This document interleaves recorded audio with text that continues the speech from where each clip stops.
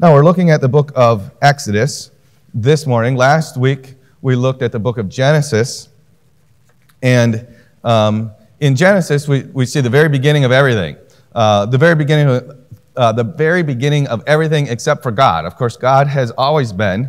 We can't comprehend that. We had a beginning.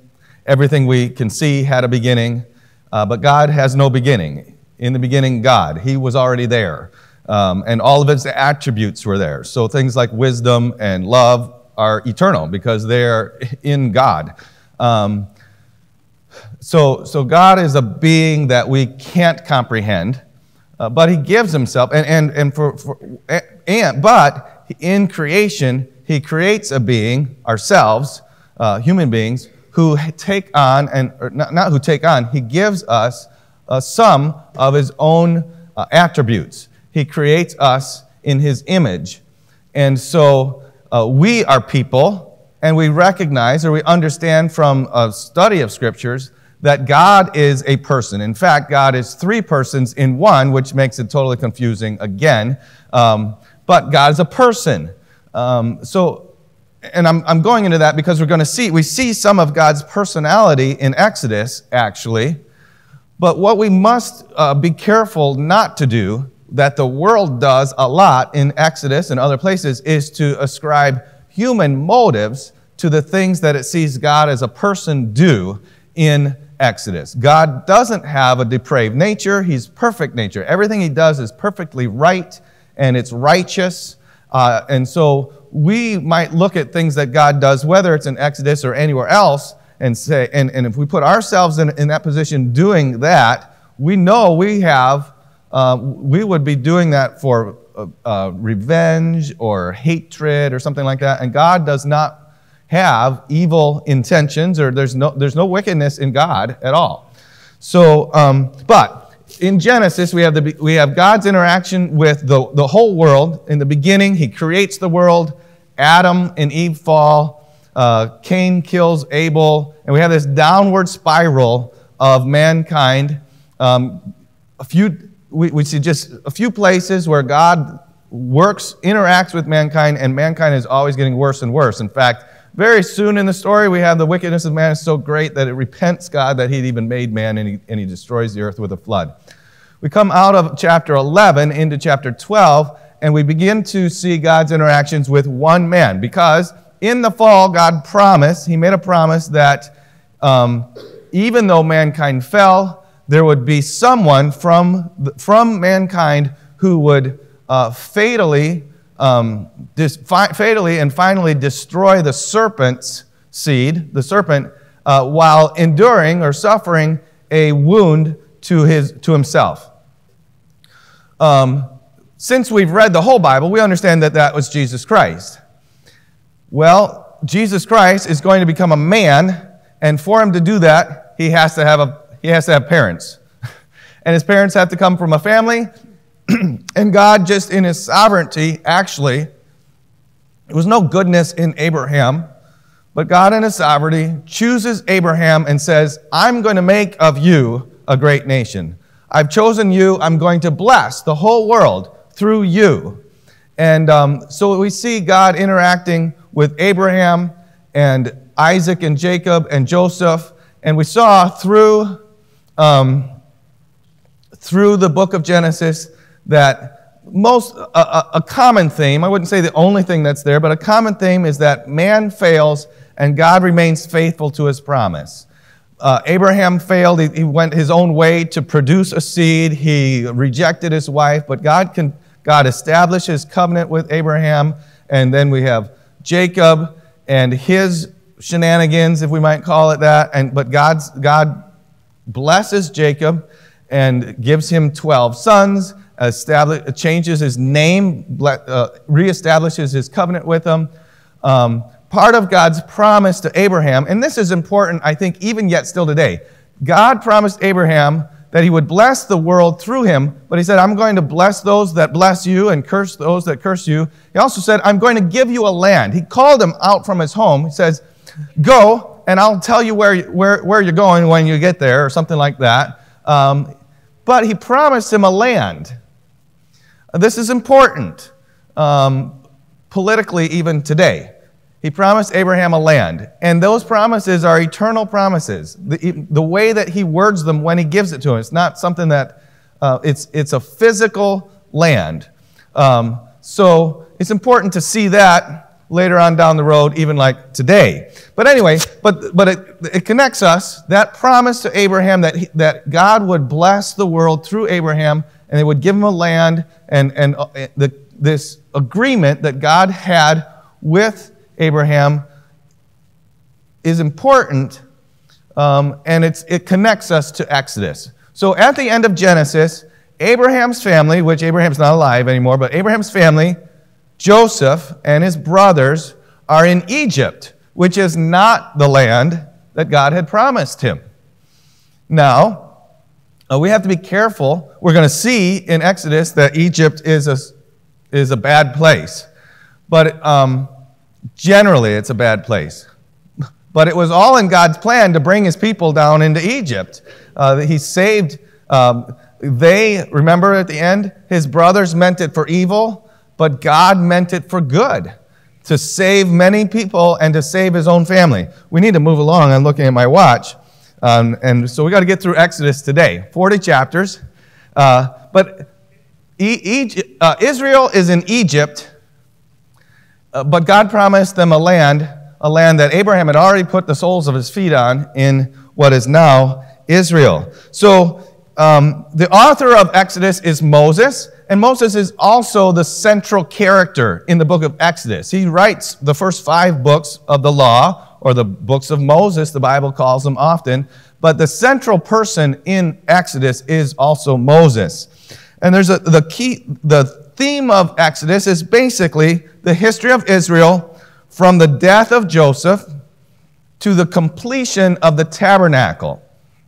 There's no tabernacle except that as we learn about it in the book of Exodus. The key thought from Exodus is deliverance. God delivers his people out of Egyptian bondage, and so deliverance is the idea. We also have 2 very important Bible words we use all the time, but we use them in church. And the first is redemption. Redemption in Exodus chapter 6, verse 6. It's the first time the word redemption, we read it in the Bible. And, oops, I've turned 2 pages. There we go. God is talking to Moses, and he says in verse 6, "Wherefore say unto the children of Israel, I am the Lord, and I will bring you out from under the burdens of the Egyptians, and I will rid you out of their bondage, and I will redeem you with a stretched out arm and with great judgments." So that's the first time redemption is mentioned in the Bible, and that's an interesting note. And actually, the word salvation, first time it is mentioned in the Bible is in Exodus also, and that's in Exodus, I believe I got my reference right, 13:2. It might be 15:2. 13. It's not 13:2. 15:2. Exodus 15:2.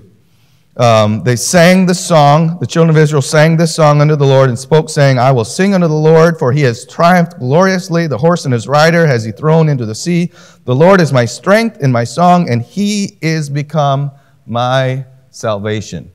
Very interesting note. First time we see salvation, we see that God is our salvation, is their salvation. So what do we find out about in the book of Exodus? The first, we have basically 4 sections to the book of Exodus. And we're doing this overview so that as we listen to sermons and other times and have references to it, we can maybe, hopefully, more easily place those references to these events to a certain spot in the Bible.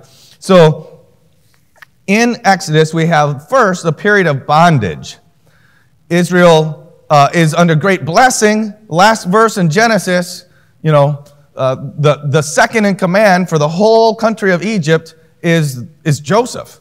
He's died, but then next verse in the Bible, there arose a king who knew not Joseph, right? And they're in bondage. So there's a period of bondage, and they're oppressed in Egypt. Great oppression, terrible oppression, the worst oppression that we've seen in the Bible so far. Here's a man who enslaves people, puts them in bondage. They work for him, and he says, I want all your sons to be killed. Okay? So this may have been happening before, but this is the first time the Bible tells us about it. Here's a man who's killing the firstborn, not the firstborn, he's killing the sons, the male offspring of a people.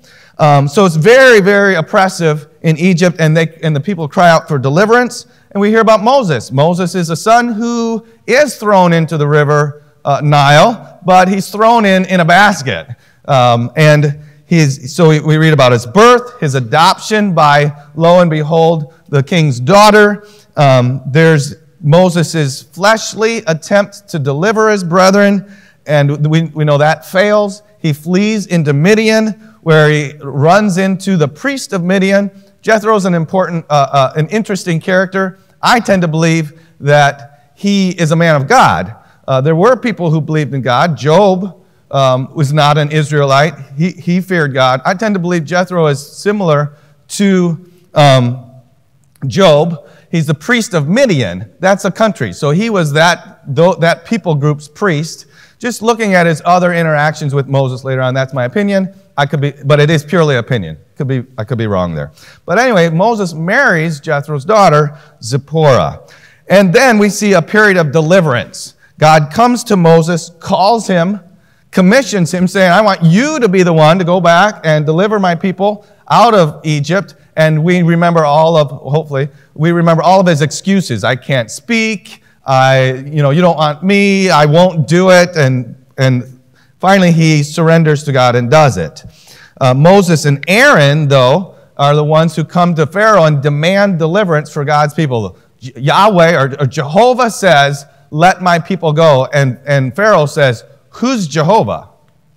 That's the name of God. And he puts more severe bondage on the people of Israel. And then, so Moses comes to God and says, I did what you said, and the people are suffering even worse. They're not being delivered. They've got even more suffering. And God has this conversation, back and forth, instructions for Moses and Aaron. There's other events there, but mostly chapters 6 and 7, where we saw that he said, I'm going to redeem my people, is God's instructions to Moses and Aaron there. And that's where he repeats his covenant. He says, what he said to Abraham and Jacob, it's the same covenant. He repeats it. I still stand by that covenant, that promise, basically. He doesn't say it in those words. And so then we continue with what we would call the contest with Pharaoh. And the 10 plagues are the keynote or the key parts of this contest between Moses or between God and Pharaoh. And so these judgments, these plagues are God's divine judgment on an evil ruler. The Bible tells us over and over again that evil will be judged, and here we see it in just vivid reality. These water turned to blood, flies, lice, animals dying, boils on people, and finally it ends with the death of the firstborn. It also shows us, we see this later on, but it also shows us God's divine superiority over false gods. Every one of the plagues is also represented in something that people worshipped. People in Egypt worshipped. And so these things were supposed to be gods of some sort, deities that brought order or whatever, and God destroys them. He is the one true God we see in these plagues. At the end of the plagues, at the time of the 10th plague, excuse me, the taking the firstborn, we have the initiation of the Passover. And in the Passover time, the firstborn was to be killed, the firstborn of every family in Egypt. And this is, we might say, but what the king of Egypt had declared that all the men-child be killed, and this is not a tit-for-tat thing, but we should recognize that. God says all the firstborn of Egypt should be killed, but he also provided a way for them not to be killed.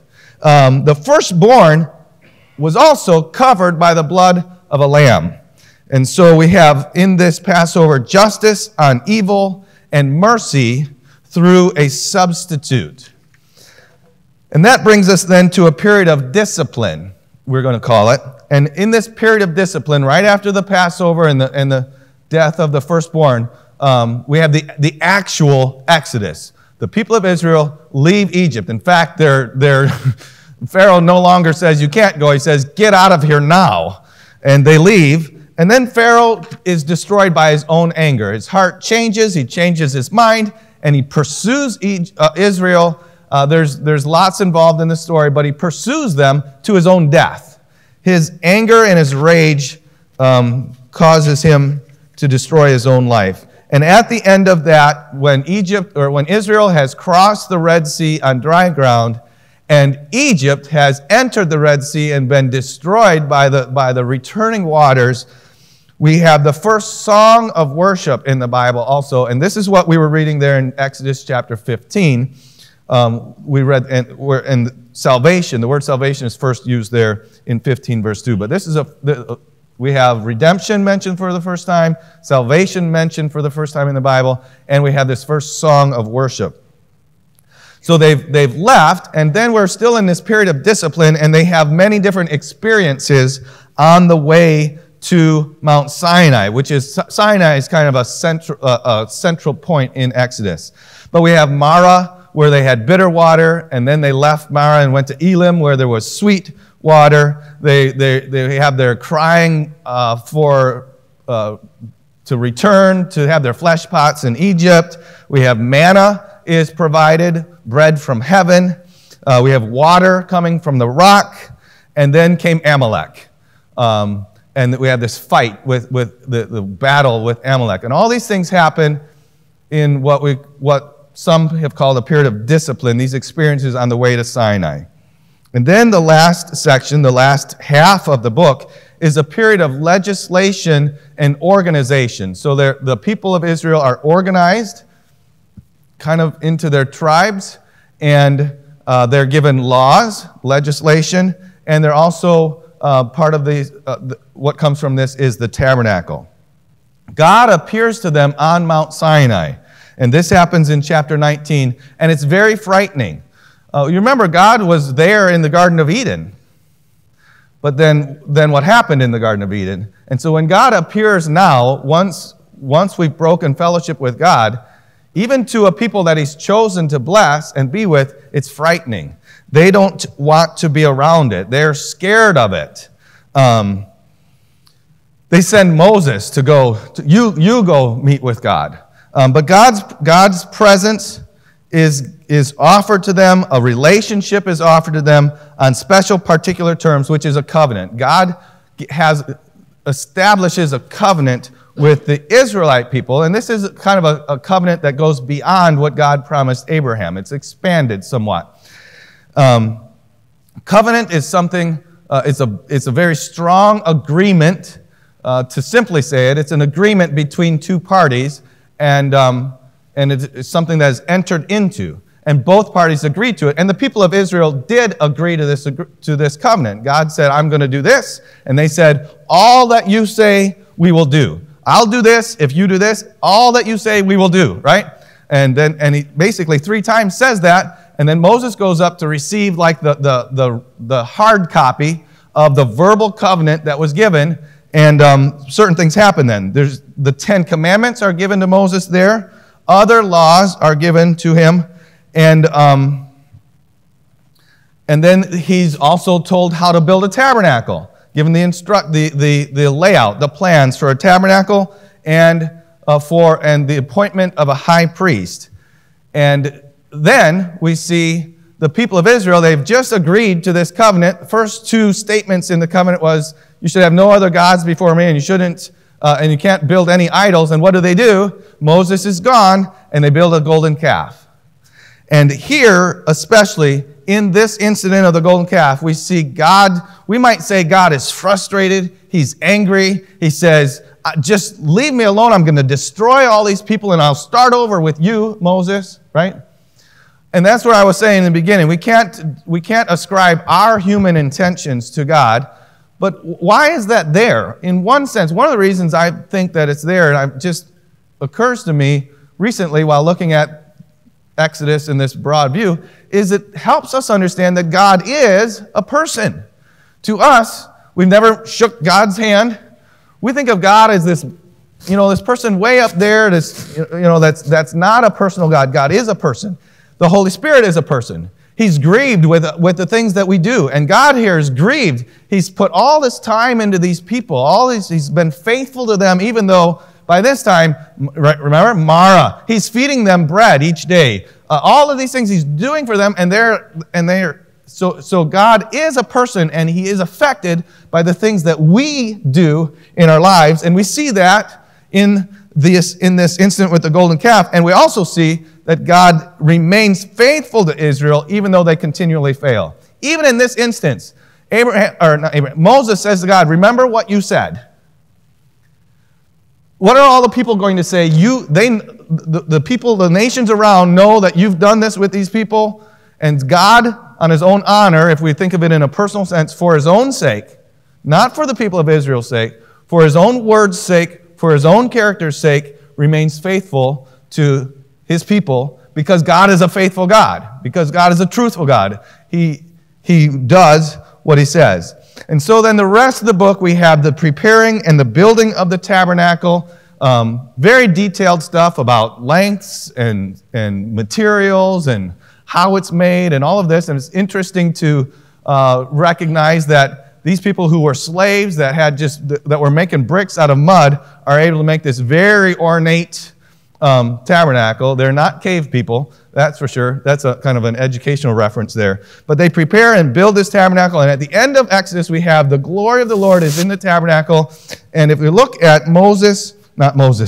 Exodus chapter 40, verse 35, Exodus 40, verse 35, we see Moses was not able to enter into the tent of the congregation. And it says, because the cloud abode thereon. And that's true, but Moses had been in the presence of God. But so there's something at the end of Exodus, if we think about that, it does say because the cloud was there, but I think there's more to it than just that the cloud was there. And I think the answer to why Moses couldn't go into the tabernacle is answered for us in the next book, Leviticus. So you have to come back in 2 weeks. I'm going to be gone leading some pastors through Israel. Next week, Dr. Mitchell is going to bring a lesson of his choice. But in 2 weeks, we'll look at Leviticus and see what do we learn about in Leviticus that will allow someone to come into the presence of God. You probably know that just by the way I've said it. But if you don't, look it up a little bit. And so in Exodus, we have the deliverance of the people of Israel from Egypt.